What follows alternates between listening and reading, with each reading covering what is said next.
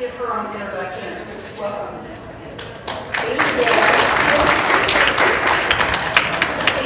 Thank you, Sherry. So, show of hands, who here works in long-term care? Okay, very good, very good. Who here has elderly or aging parents that they're taking care of? Okay. And then who here is probably a baby boomer? The boomers. So what I'm going to talk about today is very near and dear to my heart because, as Sherry mentioned, as an LPN, I have a very interesting background as an LPN. My background is actually nursing informatics, which is very, very techy. The patient care side has always been long-term care, skilled therapy, rehabilitation, working specifically with the geriatric 65 and over 55 and older population. And so, as I've been working in the cannabis industry for the last few years, I've noticed some very interesting things about the access or lack of access for our elderly population, specifically in the long-term care population. And so that is what we're going to talk about today. I really want to pay close attention to residents' rights in long-term care because I think you'll see how we've been violating residents' rights in long-term care with the denial of medical cannabis when they reside in medical cannabis legal state. So that's exactly what we're going to talk about here today. Okay? No conflicts of interest. So our objectives, we're going to discuss those rights to medical cannabis because as long as they have a qualified condition and they live in the state, then technically they have a right to have access to it. What you'll find is that they are pretty much being systematically denied that access. And we'll talk about why. We're going to discuss some of the benefits of why they should have that access. We'll talk about some of those barriers, what's preventing them from having that access, and then we'll discuss some possible solutions as nurses that we can start to advocate for and utilize in our places of work. Okay? So, as an overview, we know a few things. So, the older adults, 55 and older, the boomers, they are our fastest growing population of cannabis users. All right? Fastest growing. They're big with the program. However, they are also the ones that's being denied the access and the right to participate in their state programs. So as nurses, we need to do a few things. We know that advocacy is huge. We kind of have an ethical duty to make sure that we get access for our patients or our residents, regardless to where they are, right? Safe access. And so we need to understand their rights to treatment. So it's estimated that as of 2017, around 45 million seniors, all right, are living in the United States. And by 2060, that number is expected to double. So baby boomers they're booming, right? You guys are booming. So the 2010 census showed about 3.1% of seniors living in nursing homes. So they're in long-term care. They're in the community, but also they're in long-term care.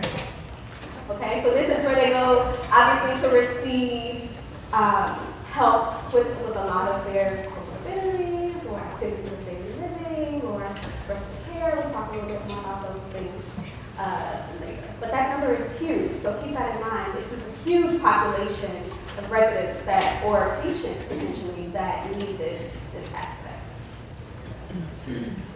So despite the fact that 33 states have some form of medical marijuana law in place, nursing homes have struggled with working out how to allow their residents to utilize cannabis there. There's some regulatory things that make it difficult, right? Because of Medicare, Medicaid, they risk losing their funding, and so they care a lot about that funding, right? And so they almost have, they have a tough decision to make. Do we violate residents' rights, or do we risk doing something? It's an interesting place to be in for them. So we know that we have tons of qualifiable conditions. If you live in a state with medicinal cannabis, you may have different qualifiable conditions than what's here, but generally these are the ones that you're going to see. What you'll notice, particularly about this list of qualifiable conditions, is that we are very, very, very likely to see our residents in long-term care experiencing many, if not multiple, of these qualifiable conditions.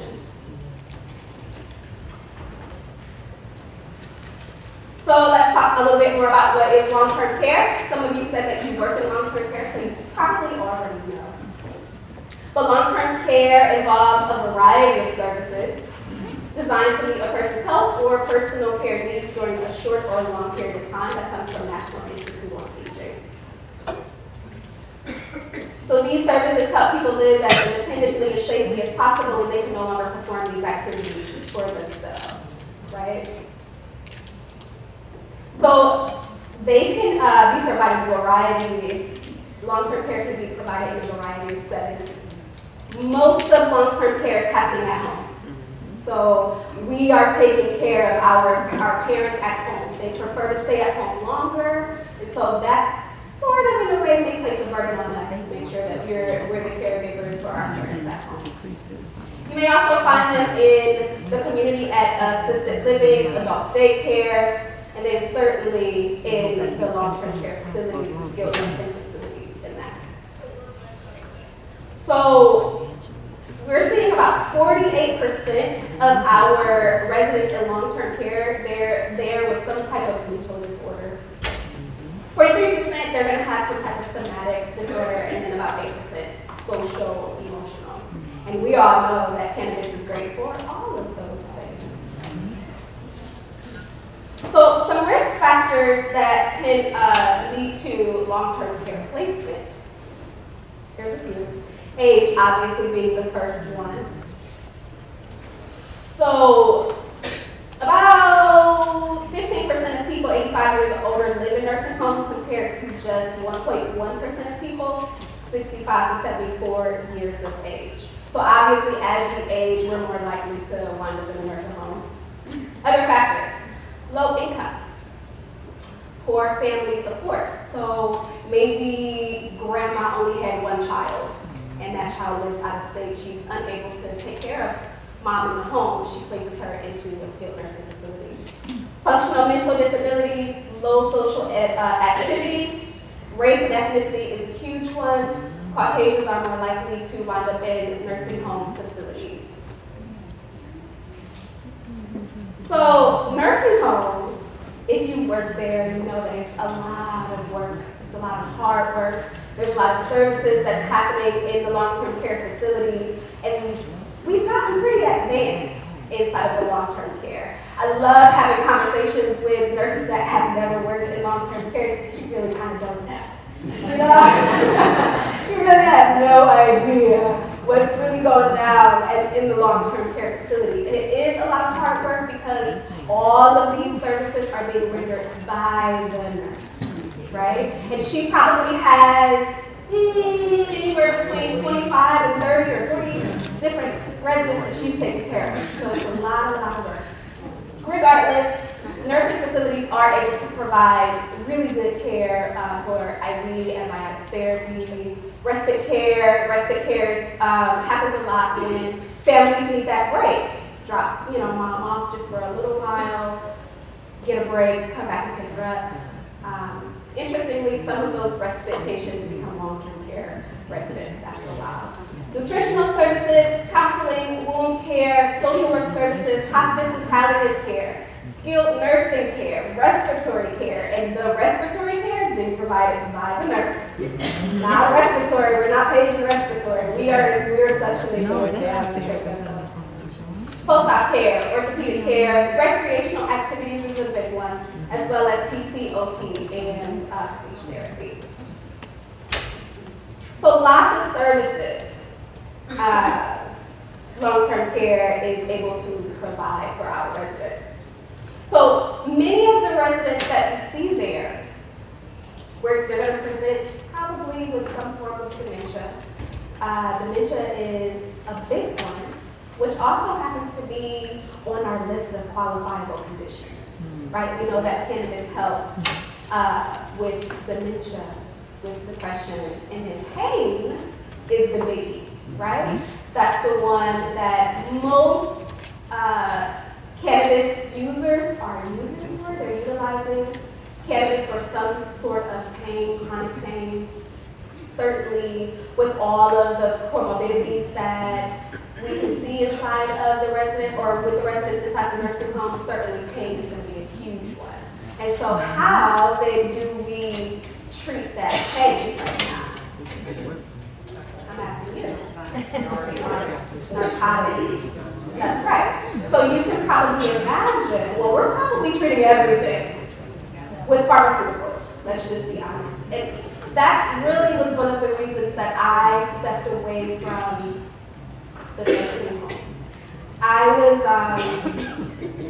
having a little bit, I call it cognitive dissonance. I was having a really tough time because I live a very holistic life. I'll tell you a little bit about myself. I'm pretty much a really, really, really cute hippie. I swear. So I barely have Tylenol in my medicine cabinet. Yet I was going to work every single day. And my med pass took me hours because we're talking 25 to 30 residents, and they each would have a minimum of 15 different, pharmaceuticals. And so I got to a point one day where I saw that I was clocking in with tears in my eyes, going to the time clock with tears streaming down my face, and I said, I love my job. I love being a nurse. I love taking care of people. What is this? And that was when I really learned what cognitive dissonance is. Because I understood that deep down inside, I knew that there had to have been a better way. And so I decided, against all of the advice of all of the nurses that I know and my family, I come from a very huge background of nurses. Everyone in my family is a nurse. That's just what we do. We call it the nursing boot camp. You don't got a choice. You know exactly what you're going to do when you graduate from high school. And then you figure out what you want to be after that. But anyways, I understood that the way I lived my life and the things that I believed in was very counterproductive to what I was being paid to do. I felt very much like a drug dealer. So because I already felt like a drug dealer, I said, why not just become a dope nurse, right?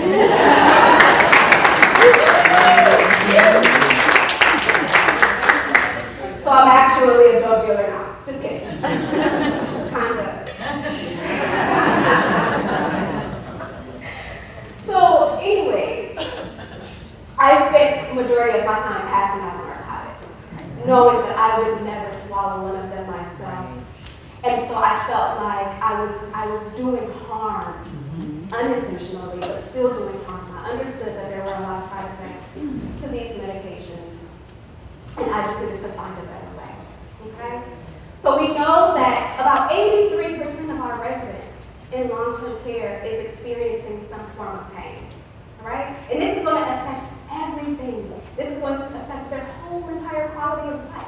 It affects their mood, their sleep, the quality of that sleep, their functional ability. Pain, I mean, if you've ever experienced chronic pain, then you know. You know that it really does, it'll take it out of you. It really affects your overall quality of life. And so there's that polypharmacy. Because of the pain, what we typically see is, we'll throw some narcotics at it. We'll throw some pills at it. We never actually really get to the source of the pain and feel the pain, but we're just going to keep loading on us. Yeah.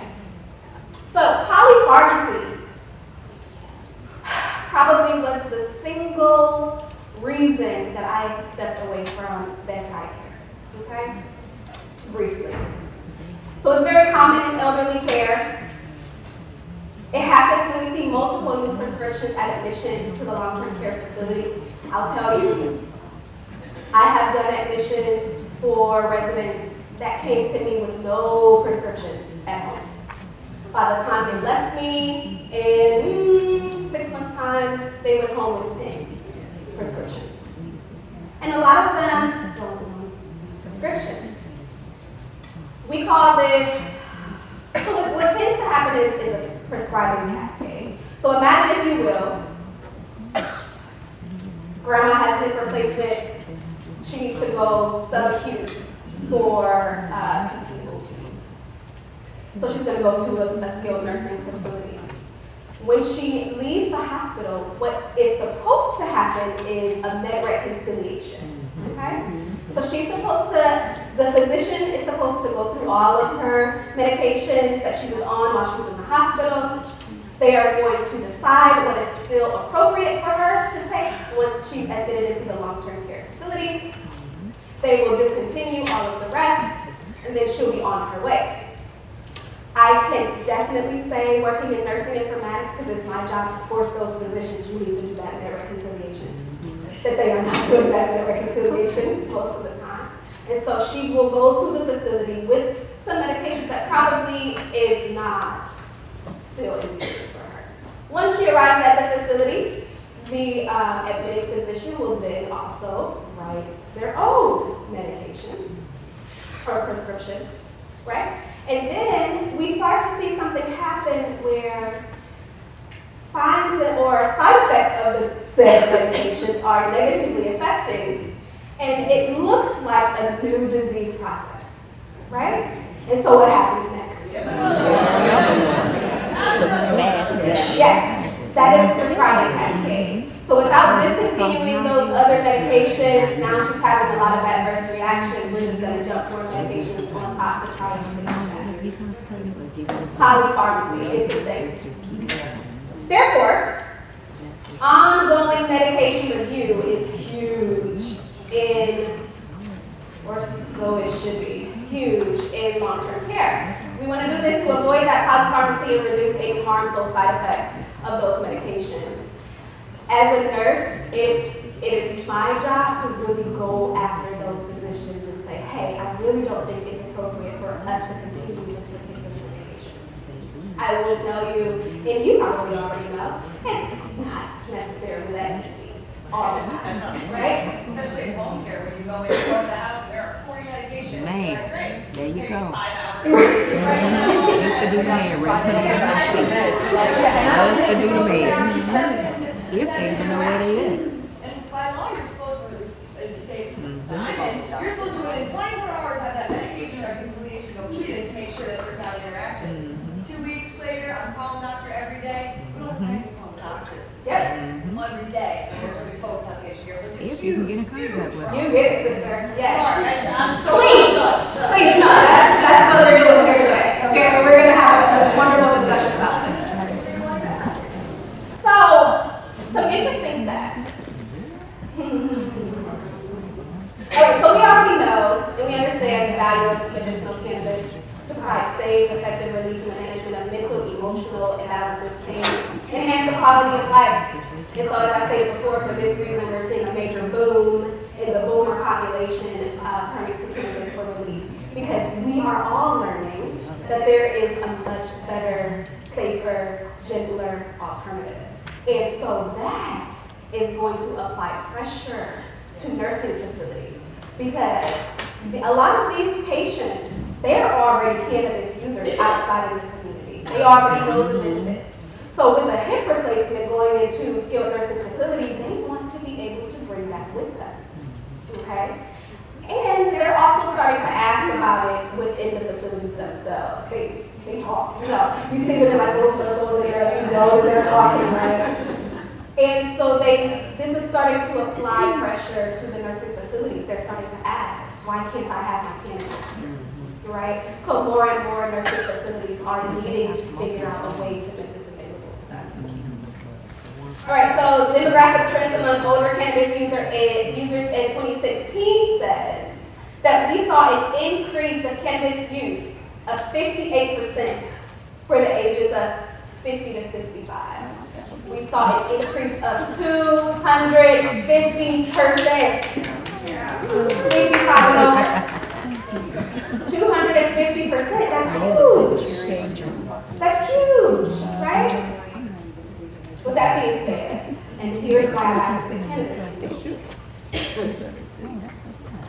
There are some very special considerations that we need to have for this particular population. Okay? We know they're going to have very complex disease processes. We know that they're going to have multiple medications. We know that there's probably going to be some type of interactions between those medications. All right? And we know that they deserve real evidence-based, safe care. Now, when I first got into the cannabis space, I was shocked and appalled that when I send my 65 and over cannabis patient to the dispensary, it is not a medical professional that is going to be helping them, right? It's going to be a pot enthusiast more than likely, who have no real knowledge of the body's endocannabinoid system. They know nothing about actual disease processes, right? They know nothing about potential adverse reactions when you compound cannabis on top of other medications. That scared me to death. I could not imagine, right? And so I felt that I needed to get involved to kind of, one, dispel some of the misconceptions that there is no possible negative side effect to this. It most certainly can be, especially when you have certain narcotics or insulins or yes, as chemotherapy, radiation is huge. We need to be talking about these things. So obviously, changes in pharmacokinetics and the pharmacodynamics are going to be very important to this particular population, as well as the increased comorbidities and their decreased functional and cognitive status. I don't want grandma going to get gorilla glue when she already probably doesn't have it, she's not steady on her feet, right? So we need someone there that really understands that probably she's not here for the designer strain as much as she needs the medicinal side of it. So what is it that nursing facilities are going to have to do? They need to understand those medical cannabis laws. I make it a pretty fun habit, and I encourage you all to do the same. Call up the nursing facilities or the state ombudsman and ask them if they are aware of the cannabis laws in the state. It's fun, I promise. I promise you. If you want to amuse and entertain yourself just for a little bit, just call and strike up a conversation about it. Facilities are definitely going to need to adopt some type of policy and procedure to accommodate these residents that either want to bring their cannabis with them or are seeking to use it inside the facility. And so, of course, they're going to have to address any risks associated with that usage in terms of potential prosecution. So what does the federal law say? Probably, you guys are, at this point, probably experts coming here at this conference. So you probably know very well exactly what's going on with the laws. Federal law, Controlled Substance Act says that cannabis is a Schedule I drug, no medicinal value. And so long-term care facilities, they're following along with that because they want to keep their funding, their Medicare and Medicaid funding. What's interesting to note, though, is assisted living facilities, which are also blocking some of their residents from utilizing cannabis, they don't have those same restrictions because they're regulated by the state. So that is another phone call. Why? What's your reason exactly? Why are we blocking residents, right? So there are some protections in place. Okay, we have Rohrabacher-Farr Amendment. This was a rider in the Omnibus Appropriations Bill funding the federal government. Since it was first passed, it's been renewed periodically with bipartisan support. It's interesting to see what's happening with it, with this administration that we have right now. So the amendment, which prohibits interference with state legal medical cannabis programs only, is still included in Section 531 of HR 3055. So I'm going to go back just for a moment. What Rohrabacher-Farr does is it protects companies, organizations, facilities who are following the law to the letter, and they are still providing cannabis to their patients or to residents. So what this amendment says is that the government cannot come after them. They cannot use federal dollars to prosecute them for breaking federal laws, all right? So it is important that nursing facilities are aware of this, okay? They need to know that there are protections in place. And this law is updated periodically. I will tell you that it expired this year as of September this year, and there is no word as in whether or not they intend on updating it. But it's been renewed every single time, so I do have expectations that it will. All right, so what we're seeing is that we are starting to notice in very special states like California, Colorado, that facilities are starting to accommodate residents with their medical cannabis. Many of them, and they're getting really creative about it too. Some of them I saw they have like a big bus where the bus comes, gathers all the residents, and they take the residents off-site to utilize their medicine, kind of like an activity day, like a field trip. It's awesome, right?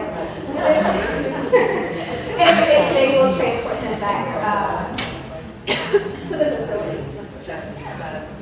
So, and a wonderful example of this is Laguna Woods, which is in Santa Ana, California. So this is a dispensary, okay? So they own Bud and Bloom, and so the dispensary has developed a program where they recognize that most of their patients that they're seeing are that 55, 65 and over population. And so they have determined that there is a way to kind of fix the problem. So they came up with their transportation solutions. They give seniors discounts, and then they cater the lunch. I wonder if it's in use.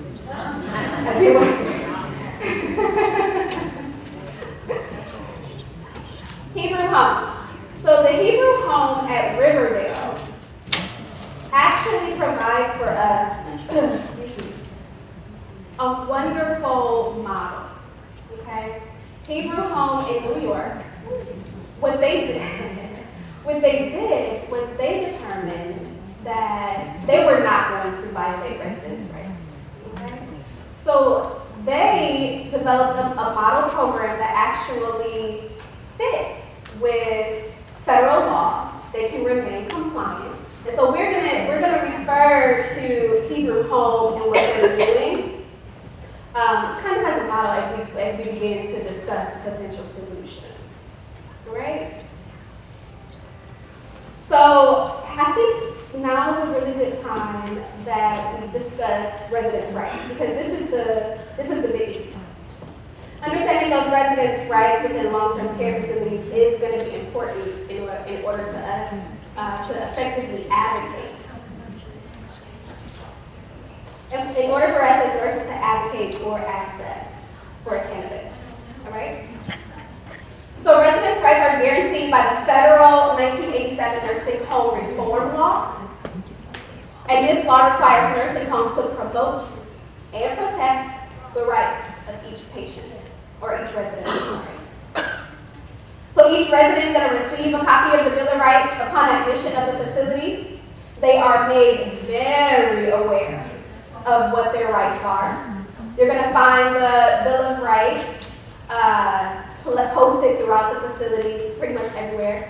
They also will receive contact information for the state ombudsman, and if you are not aware already, what the state ombudsman does is they are tasked with making sure that rights are not being violated inside of nursing homes, okay? Which is why calling them and asking them about medical cannabis is so fun, because they need to know that the rights are being violated and what is the plan, that we have moving forward to prevent that. So what they do is they provide a process for residents to complain if they feel that their rights are being violated. So let's talk about those rights. They have a lot of them. So the residents have a right to be fully informed, all right? To be fully informed about any available services, any charges that may incur with those services, the rules and regulations of the facility, the ombudsman services, state survey reports. So if that particular home had got some negative remarks from a survey from state, they have a right to see that. Okay? They have a right to participate in their own care. This is going to be a big one later. All right? So any changes that occur, they have a right to be informed of those changes. They have a right to review their own records. They have the right to refuse treatments, restraints. They have a right to participate in care planning. That's huge. Because maybe they want cannabis to be a part of that care plan. They have a right to state that. They have a right to receive a 30-day written notice prior to discharge or transfer with the notification of their rights to appeal that. What that says is, if they decided to, utilize their rights and demand to have access to cannabis, they cannot be forced out of the facility, right? So that's important to understand that. They have a right to dignity, respect, and freedom. All right? Freedom from abuse, neglect, seclusion. They have the right to be treated as an adult, okay? They have a right to complain. And they can complain to whoever they want. They can complain to staff. They can complain to the ombudsman. They can complain to the state.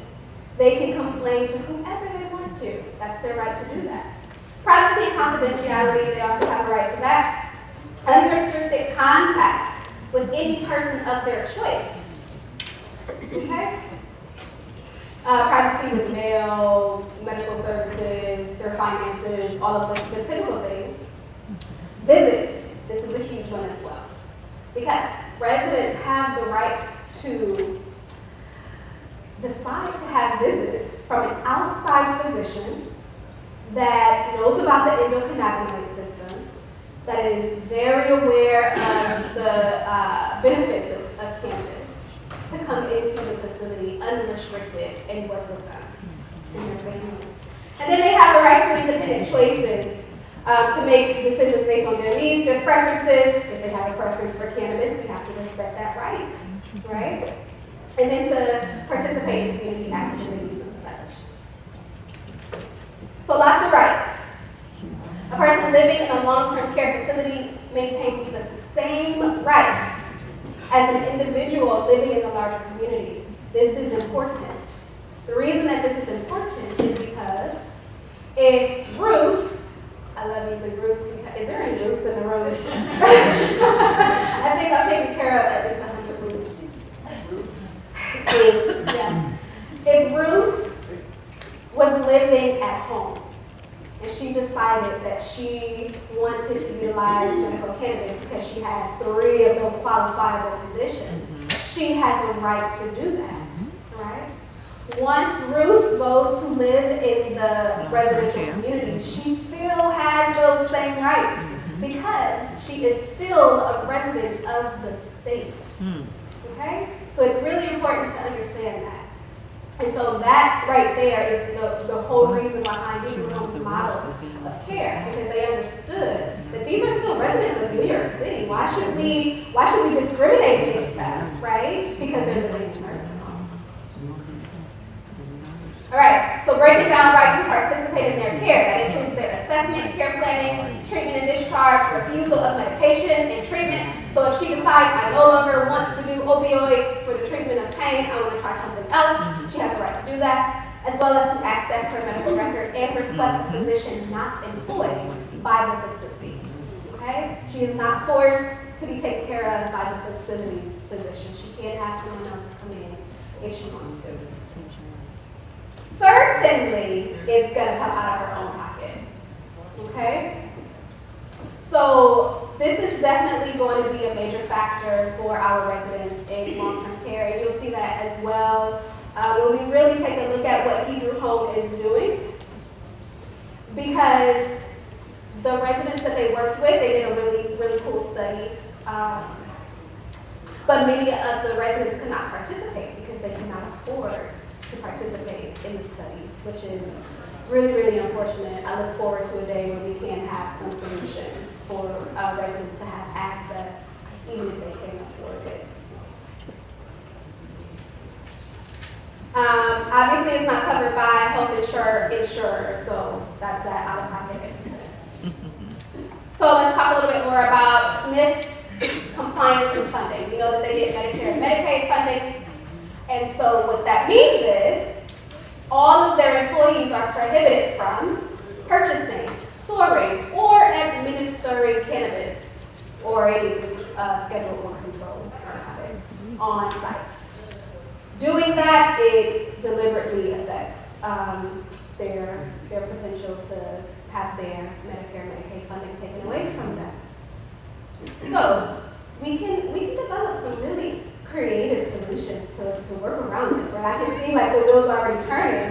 You're already thinking about some of the things that we can do to get around this, and Hebrew Home has done a wonderful job fixing that. So purchasing.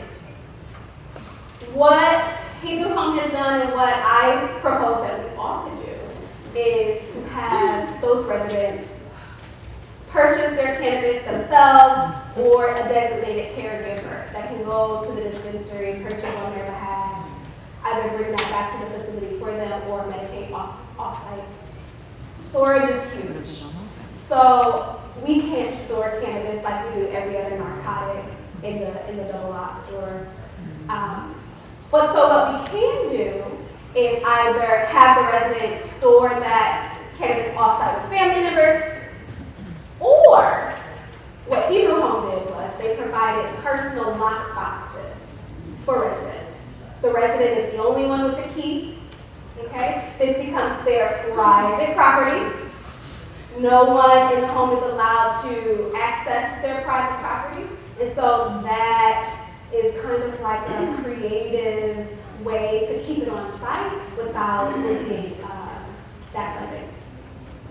Administration by staff. So the staff nurses, and this one really just kind of like burns my beans, because who else is better equipped than the nurses to administer this cannabis? We would then be able to watch for any potential adverse reactions. We can modulate dosing, all of those things. However, the staff at the nursing home are not going to be able to do that. So then what can we do? Anybody? Absolutely, absolutely. I see no reason why. What was the comment? We can't hear. So someone said outside, like third party nurses, and then someone else said reminding the resident to take their medicine. Yes. Are we talking CB, like the cannabis has THC in it? So in my facility, we can administer as nurses CBD strictly. Like, What state are you in? Colorado. Very special state. Again, before there was a lot of that, and I was able to get that far, but I see that I'm able to help administer CBD capsules or tinctures, but I'm running into a problem. Is it THC? Is it hemp-based? Yes. Yeah, so you're not risking that. It's like a supplement. Right. Exactly. And then, but you're not seeing that in any other state. That's why I say that certain states are much more progressive than others, and that we're not even getting CBD supplements in other areas. Question back there? Yeah, aren't there a few states that allow hospital and skilled care facility and long-term care facility to become designated caregivers? Yes. Yes, it is. However, it's up to us to know those laws in the states that we reside, because what's going on in California and Colorado is very different from what's going on in Ohio, which is where I'm from. Right? I can tell you that's why I'm here right now, because Ohio is very special. Very special.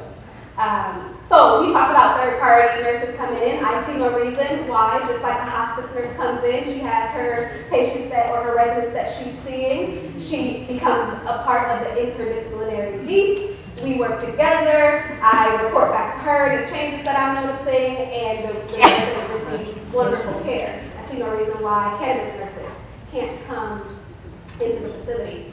Hint, it might be a great opportunity if you decided to start to do that. Yes, ma'am. The issue sometimes is the caregiver status. So in certain states, they only have one caregiver. Like I can't be a caregiver for 8 kids. Isn't it beautiful? Poses a challenge. Yes. Yeah. And so, again, state by state, it's going to be different. What we are doing in Ohio, so I'm going to speak specifically to that. In Ohio, we're only allowed to have 2. We can be caregivers for only 2 residents, which is not a viable business model for a nurse. So we've been going back and forth and working with the Board of Pharmacy to get some exceptions to that rule. And so I encourage you to do a little groundwork and kind of push for that as a nurse. They really have no idea that we exist. I mean, they're starting to learn because I regularly call. But until there's someone pushing back and saying, hey, as a nurse, I need to be able to do a little bit more. They have no reason to push for it. They're looking at caregivers as family members or friends, not someone with a medical background. Okay? And then certainly solutions for smoke-free policies. All right, so what Hebrew Home did was they only allow oil capsules. Okay? They are smoke-free. So no one's vaping on site. However, I'm sorry. However, we know that there's so many different methods of administration, certainly patches, suppositories would be huge, I think, for a hospice, right? Tinctures, tablets, you name it. You know, we have a form that we can utilize even in smoke-free facilities for residents. We are absolutely going to have to address gaps in knowledge. All right? So, I regularly call the state ombudsman, so I am painfully aware of their gaps in knowledge. They are not aware, and they are not receiving the education. They just received kind of a pamphlet that says, this is what's happening with the state laws, this is what you need to know because residents are going to start asking about this. Apparently not many people have challenged them on that because it was almost like a deer caught in headlights when I called to ask them what they knew about it. The nursing staff is going to need to be educated on it, right? So in order to watch for signs and symptoms of adverse reactions, just pretty much everything about cannabis. I see this as an opportunity to go there within services and educate as many nurses as I possibly can on cannabis in general, especially the endocannabinoid system. Every single nurse needs that education, right? Woo!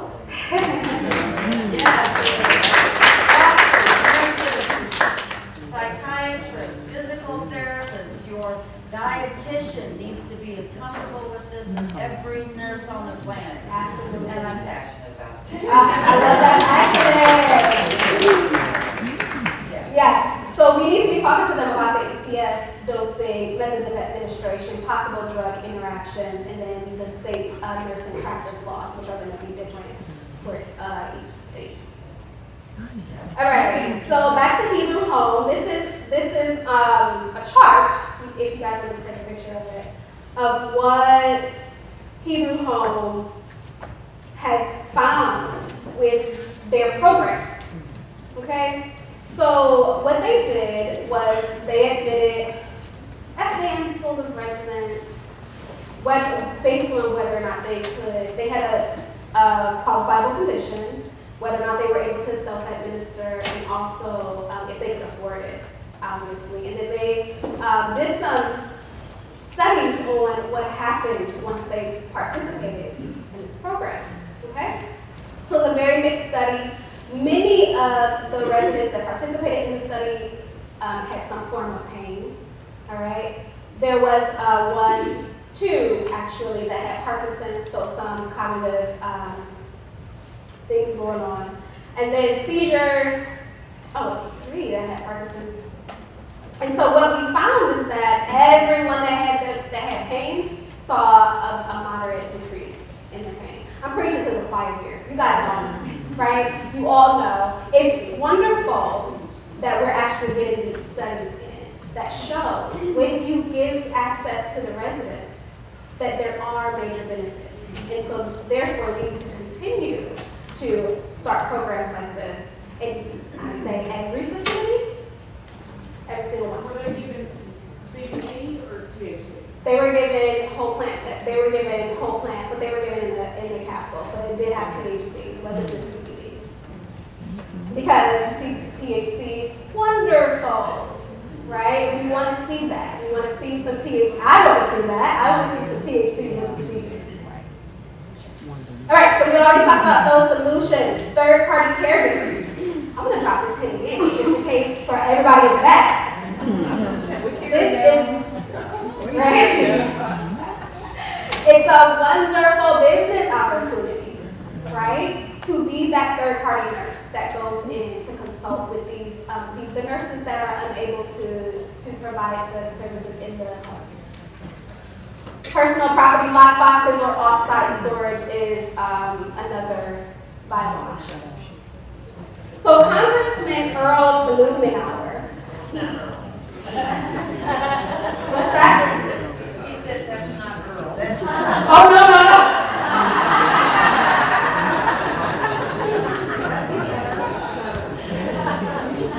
That's hilarious.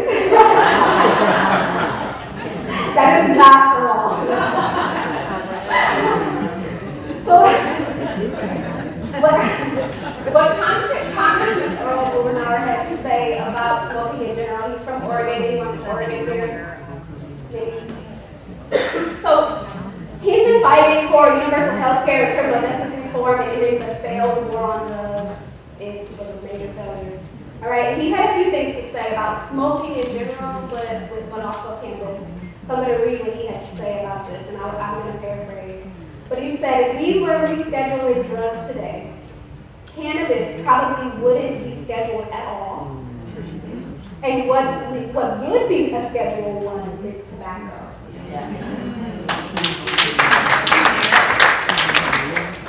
Interesting to note, at most smoke-friendly facilities, there is regular times throughout the day that we're carting our residents off to get some tobacco, right? He went on to say, tobacco is highly addictive and deadly. It's widely known now that there are, in fact, medicinal purposes to be obtained from using cannabis. The evidence is clear. You can find that out with children in your state who use medical cannabis to stop extreme seizure disorders. People who use cannabis to be able to stop the violent nausea associated with chemotherapy. He goes on to say, it's why it's now legal in 33 states, and why we have some version of a law in at least 47 other states. All right? He says it is time that we extend this protection to those states' legal activities so that we can move forward. All right? I second that the forward motion must include the geriatric population. There's no way that we can go on ignoring this. We must, as nurses, become advocates for this population. After all, it is our parents. It is many of us, even. And as we age, we are going to want this. We're going to want access to this medicine. All right? We are the best advocates for our residents to push this forward, to make sure that there is forward motion. The best thing that we can all do is to keep ourselves educated. I am moved to the point of tears to see all of you guys here. I'm so grateful to have all of you here getting this valuable education. I highly encourage you to take it back to each one of your states. Get in contact with those in Smith. Talk to the facilities and really advocate for residents in long-term care. Thank you so much.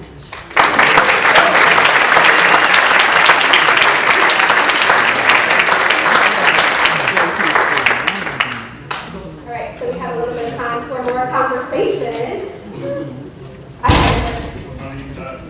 Your knowledge, the federal government actually implemented its restrictions on any of the funding restrictions on any long-term Not a one. facilities or hospital in the United States. Not a one. No, I think that really is unjustifiable here. That That's absolutely right. To date, they have not. Yes, So sir. that's going back to what you're saying, that's the problem is, like, I'm in Texas, if y'all can't Even hospice nurse, even my nurse, medical director, she won't talk about it. Yeah. She won't even talk about it. She says, I'm paid federally. I'm not going to do anything to inhibit that.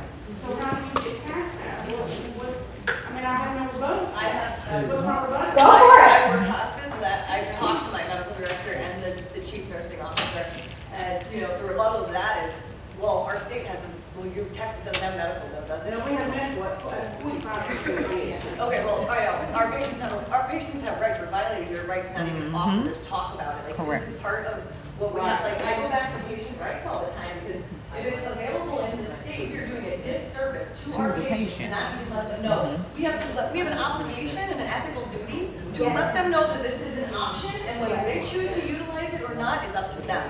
So by us not even giving them the option, we're not providing them good patient care, we're That's actually correct. violating the law. Especially for Exactly antibiotics. We are legally marginalizing that whole population.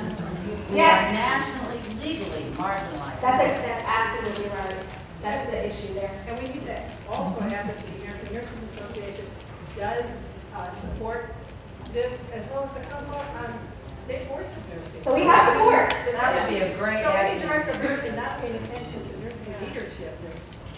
And That's free speech is an American right, but. Well, that's huge because you have nurses that, I've already had people go, I'm even afraid to tell my coworkers that I'm here.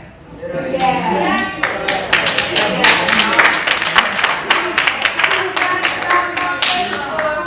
Oh, I got it all over mine. I don't care. I got an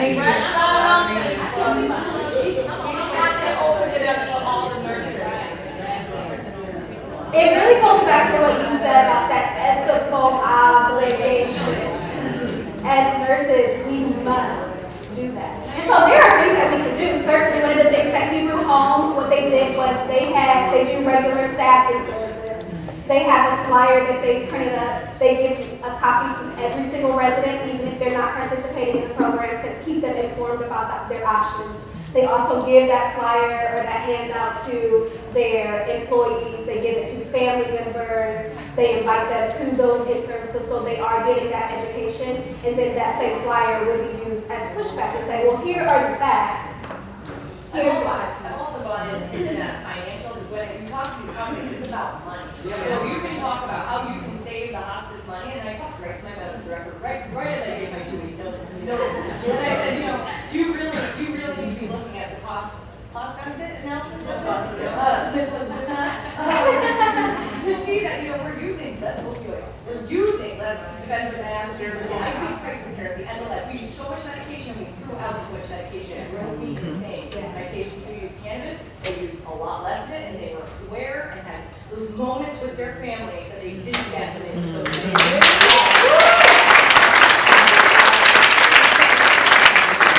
Love your energy.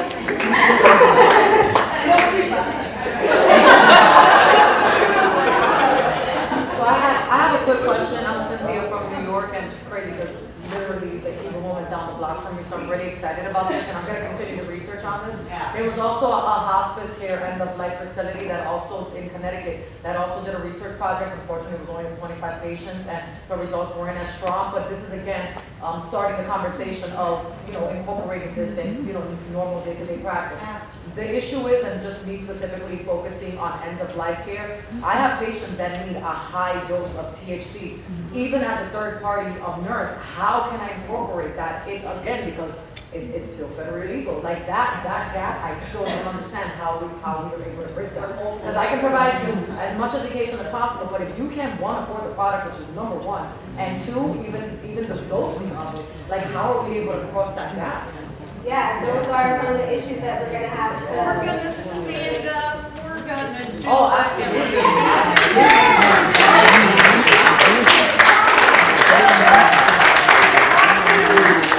Why can't we sue the state? Why can't we sue the federal government? Why can't we? It's a case. Because none of us are lawyers.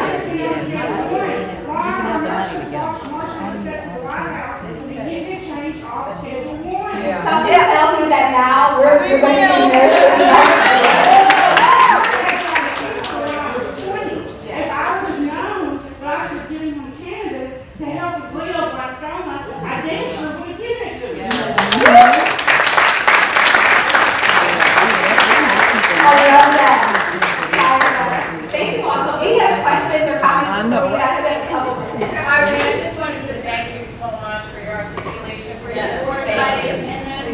teaching us how to do it. Absolutely. Thank you. It is